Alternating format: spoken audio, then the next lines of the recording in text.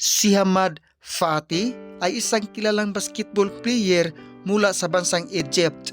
Nakilala siya hindi lamang dahil sa kanyang husay sa basketball, kundi pati na rin sa kanyang pambihirang tangkad na umaabot sa humigit kumulang ng 7'8", dahilan upang tawagin siyang isa sa pinakamataas na basketball player sa Egypt at sa buong mundo.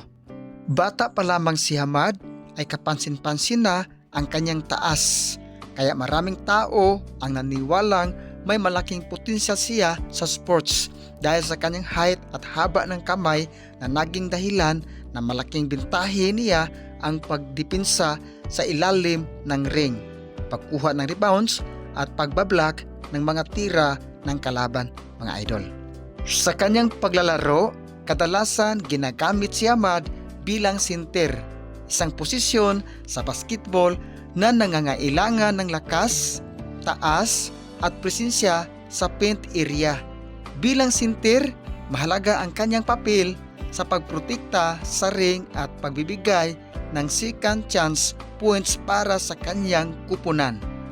Nakapaglaro rin si Hamad para sa Egypt National Basketball Team kung saan naging bahagi siya ng mga internasyonal na torneo at qualifiers sa FIBA. Sa FIBA Afrobasket Qualifiers, ipinakita niya ang kanyang kakayahan sa rebounding at interior defense laban sa iba't ibang African teams. Mga idol, dahil sa kanyang kakaibang tangkad, madalas siyang mapag-usapan sa social media at sports communities sa iba't ibang bansa. Marami ang namangha sa kanyang laki ng kamay at wingspan na nagbibigay sa kanya ng malaking advantage sa loob ng court. Naging inspirasyon din siya sa maraming kabataang Egyptian na nangangarap maging atleta.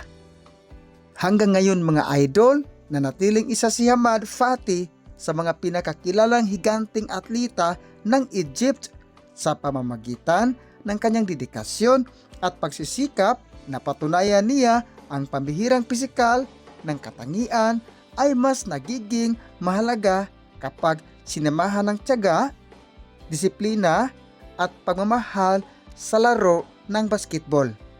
At sa wakas mga idol, maraming salamat sa panunood sa ating mga content. Sana makontento na po kayo sa kanya at huwag nang hahanapan ng iba. My name is Suntitong pa rin. Sa malaking epekto ang pagkawala mo sa aking puso. Aray ko po.